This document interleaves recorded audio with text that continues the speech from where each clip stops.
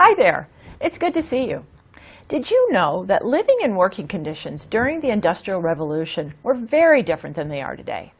Today's lesson is going to look at how the Industrial Revolution led to the growth of cities and how industrialization impacted working and living conditions in the cities. So, it looks like we're ready to get started.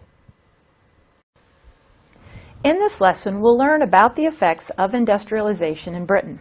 We're also going to explain how industrialization led to rapid urbanization, and we'll be looking at what urbanization means. We're also going to describe the living and working conditions of industrial workers, and we're going to identify the benefits of industrialization. So next, let's take a look at the lesson vocabulary. Take a moment to type these important vocabulary words into your e-notes and check your glossary for definitions. And keep your eyes peeled for these words throughout your lesson. And don't forget, the green words are important words that are used in all your lessons, and the purple words are specific to this lesson. We have agrarian, mandatory, middle class, slum, urbanization. So, it looks like we're ready to jump into our lesson. In this lesson, you'll learn about some of the effects of industrialization. We're going to be focusing on specific effects in Britain and the U.S., but it's important to note that industrialization had similar effects on societies throughout Europe. As industrialization began to spread around the world, many of these effects would continue to repeat themselves in Japan and China, Latin America, and in Africa. We're going to start with how industrialization resulted in the growth of cities, and then we're going to look at how industrialization affected working conditions and child labor. And we're going to conclude the lesson by looking at the benefits of industrialization. Now that we've walked through the basic lesson content together, we're ready to dig more deeply. Let's begin by focusing on the daily life of an average child worker whose life was greatly affected by both urbanization and industrialization. This painting from 1857 shows the changes that resulted from industrialization. England, known for its agricultural production, was rapidly industrializing. British families who could no longer farm for a living began to move to cities like Manchester, shown here, where new factory jobs were abundant. The children sitting here on the hill, they're enjoying the outdoors. They were lucky. Many of their own age were working in the factories, shown here. Industrialization dramatically changed British society, and other societies too, as industrialization began to spread. By the time this painting was commissioned, industrialization had spread to the United States and throughout Europe. Living conditions changed as industrialization grew and people began to move into expanding cities. With the effects of industrialization, we have the growth of cities, working conditions and child labor, and benefits of industrialization. And you know that many people arrived in the cities from farms in search of new factory jobs. Now, let's go into greater detail, and we'll focus on what drove people away from the farms and into the cities. And we'll see what effects these expanding cities had on society, that is, the different classes of people who lived there together. Industrialization did not just affect manufacturing, it also impacted agricultural production. The agricultural revolution reduced the need for farm workers in agrarian societies. Agrarian means related to farms and farming. We have farming technology. New machines reduced the need for farm workers. Machines made life on farms more efficient, but this came at a social cost. Work that had been done by hand for centuries could now be done in a fraction of the time by machine. Unemployed farm workers? Thousands of farm laborers lost their jobs. Laws fencing off public lands further limited farming and herding opportunities. And migration to cities? Here's the big idea. These unemployed laborers left for cities seeking work in the nearby mills, mines, and factories. Some sought higher wages, and that's what they thought would be a better quality of life. This sequence of events describes the major determining factors leading to the growth of British cities during the Industrial Revolution. Now that we've examined the sequence of events that caused people to move to cities from farms, let's find out just how explosive that growth really was. This graph illustrates the kind of rapid growth seen in British cities in the 1800s, in particular, Britain's first industrialized city, Manchester. Looking at this graph, we have the title, which is the population of Manchester, 1801 to 1901. We have the y-axis, which is the population in thousands, and the x-axis, which tells us the years that the graph covers. You can see the population doubled in less than 30 years. In 1801, 100,000 people. By 1830, 200,000 people. And then you can see the trajectory of growth all the way to 1901. That massive population growth was occurring all over Britain at this time. Next, let's make sure you understand this graph. The rapid growth of cities is called urbanization. Urbanization means the movement of people from rural areas to cities. Industrial cities provided opportunities for jobs and higher wages. Compared to life in rural agricultural areas, many new city residents found jobs where they had had none before. Others were now making better money. They also ate better food and even wore better clothes. New factories, mills, mines, and other industrial areas in and around the cities were constantly looking for workers. Rapid growth created challenges and difficult living conditions. The unchecked growth of some industrial cities happened too fast, causing problems. Next, we'll examine in greater detail the problems caused by rapid urbanization. The Industrial Revolution made an impact on the environment as well. Poor living conditions. Many people began to migrate from the rural farms to the cities.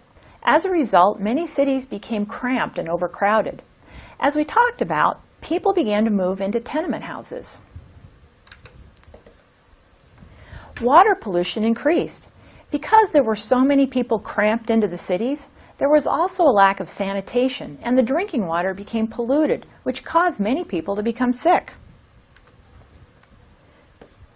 Increased smog in cities. Smog is a fog that is made heavier and darker due to chemicals and gases. Due to the increase of machines and factories, the amount of chemicals being put into the air began to increase. And in addition, factories and homes were not well insulated, nor were they well ventilated, therefore disease spread. Let's take a look at how these environmental changes affected the daily lives of people.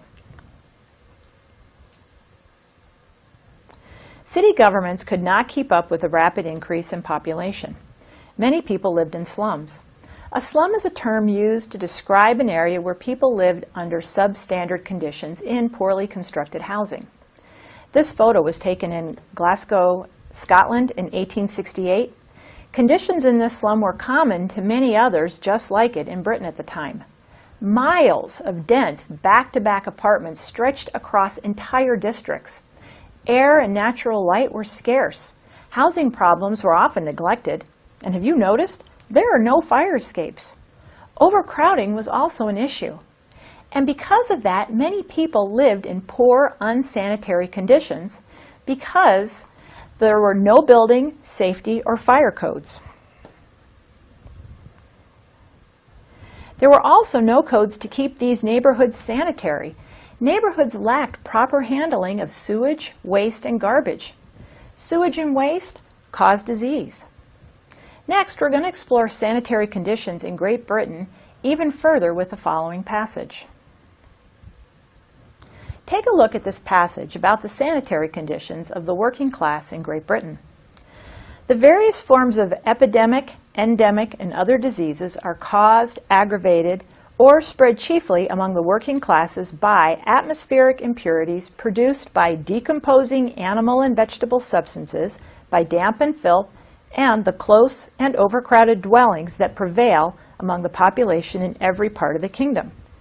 When those circumstances are removed by drainage, proper cleansing, and better ventilation, the frequency and intensity of such disease declines. Well, let's try and find the main idea. But before we do that, we need to know and understand what a main idea is. When we try to find the main idea, we're looking for what the author's main point is, or the main reason the story or passage was written. Think about what they're describing. Try to picture yourself living there. They use words like decomposing animal and vegetable substances, damp and filth. They describe the living conditions as close and overcrowded. Close means cramped. So, what's the main idea? Well, if you look at who wrote this, Inquiry into the Sanitary Conditions of the Laboring Population of Great Britain, it was an inquiry about the sanitation in working class populations. And the last sentence states that if the cities were cleaner, then disease would spread less. Where those circumstances are removed by drainage, proper cleansing, and better ventilation, the frequency and intensity of such disease declines. So, here's the main idea. By cleaning up the cities and improving sanitation, then less disease would be spread. That's this right here. But sanitation and disease weren't the only worries for the working class in cities across the UK and the US. Fire would prove just as dangerous. Fire posed a great threat to early industrialized cities. Fire used to provide energy or heat could turn dangerous. Factories burned coal to provide energy, and homes used fire for cooking and heat. Major cities around the world experienced large fires during the industrial era. This image shows a fire in Turku, Finland that destroyed 75% of the city. The fire started in a home before quickly spreading throughout the city. Congested cities allow fires to spread easily. One of the most famous city fires occurred in the U.S. in Chicago. Chicago had experienced immense growth by 1871, but on October 10th, roughly 1/3 of the city lay in ruins. Fire devastated the downtown area where slums were congested and built of wood. 300 lives, many of them poor and many of them immigrants, were lost, and nearly 100,000 people were left homeless. Those who remained safe were the city's new middle class and elite who could afford to live on the outskirts of town, ironically as a result of the Industrial Revolution. We'll explore the benefits of industrialization later on in this lesson.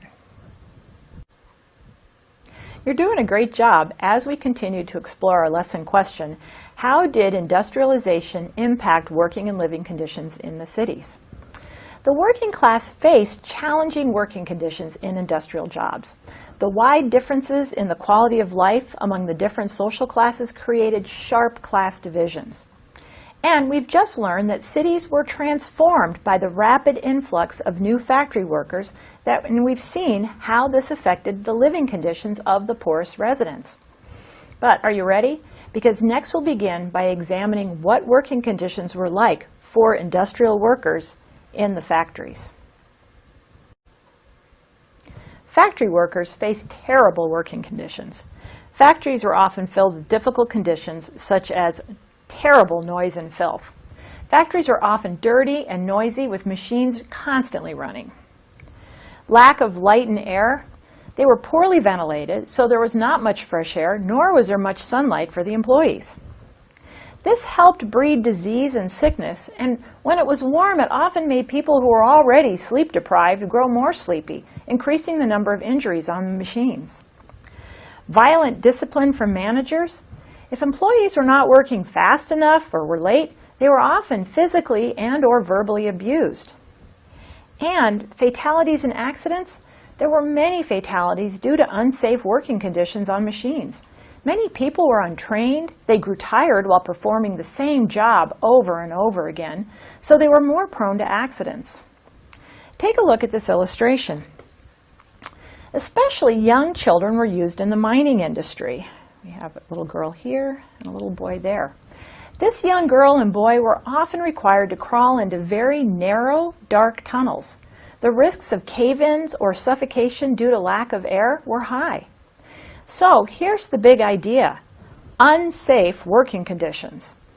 If we look at this image, we're going to see an open fire with people surrounding it. The workers don't have any protective gear. They're breathing in fumes and ruminants from the iron and coal mines. They're cramped together, swinging hammers with the risk of hitting someone close to them. So let's take a look at the life of a factory worker. Factory workers had very poor working conditions. Factory employees worked 14 to 16 hours a day.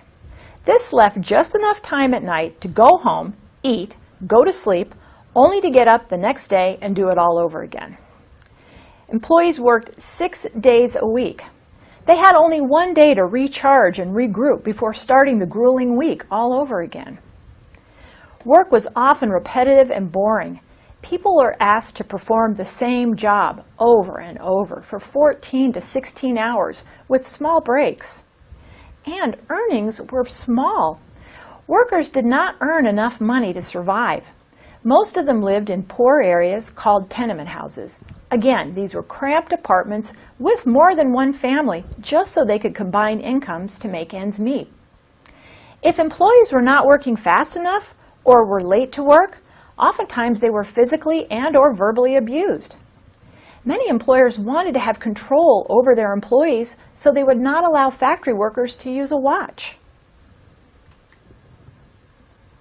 During the Industrial Revolution, factory owners were in a race to make high profits.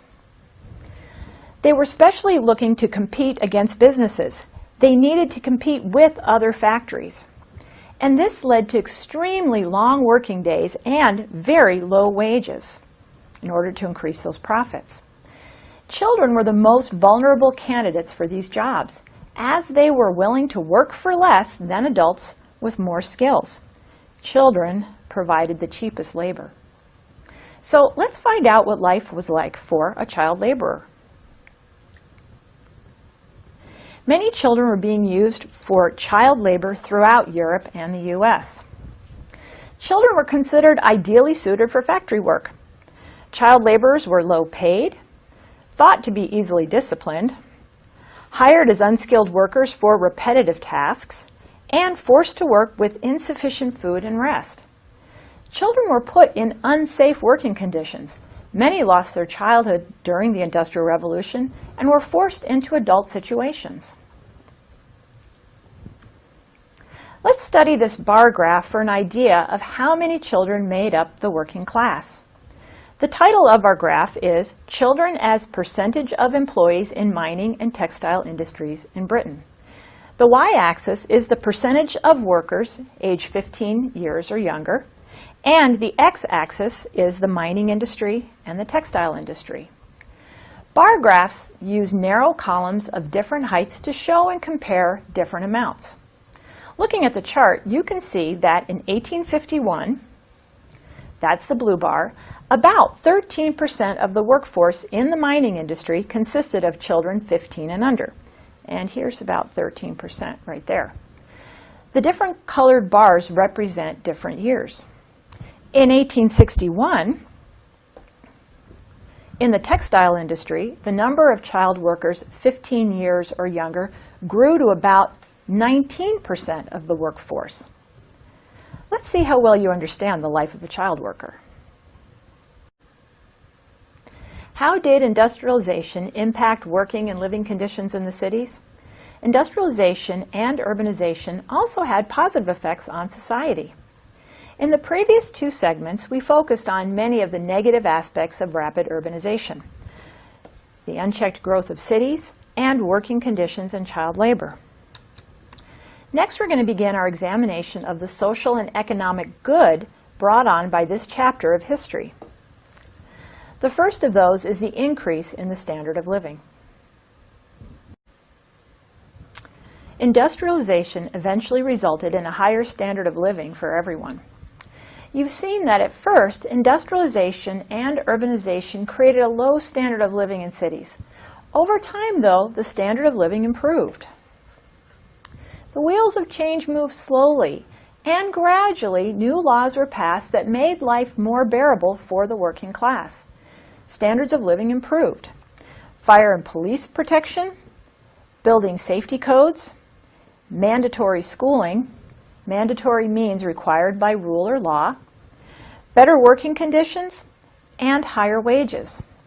Child labor was eventually made illegal, and this meant greater opportunities for education. The rise of labor unions gave workers more power to negotiate for better conditions, and as time went on, more working-class people were able to transition to the growing middle class.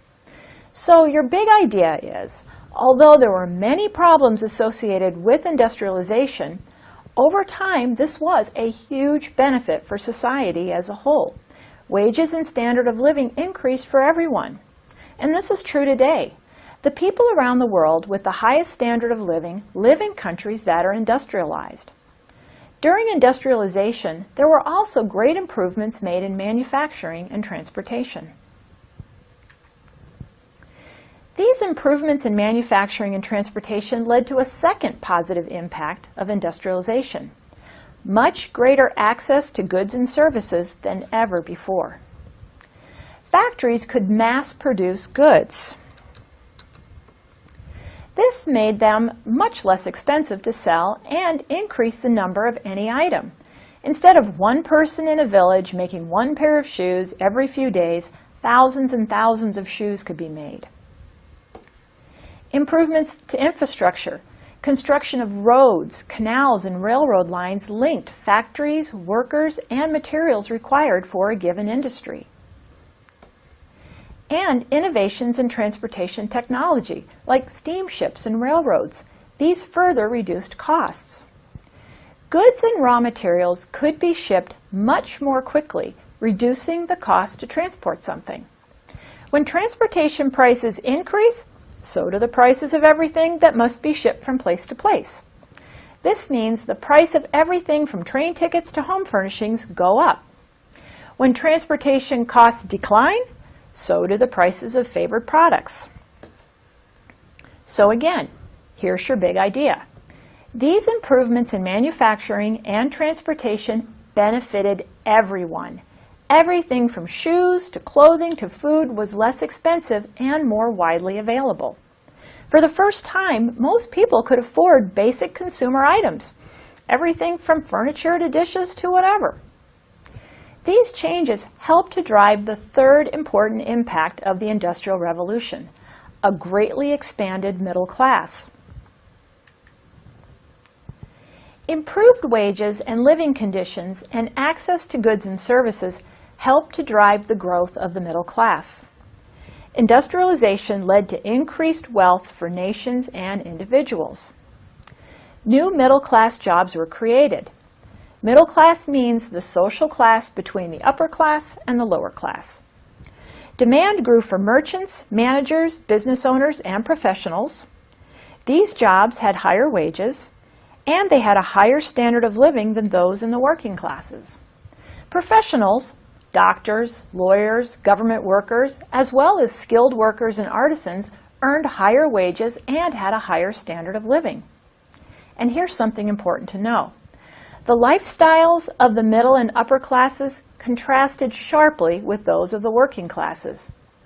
Remember, as the poorest of the social classes flooded into the inner city slums, the wealthier classes moved to the other parts of the city.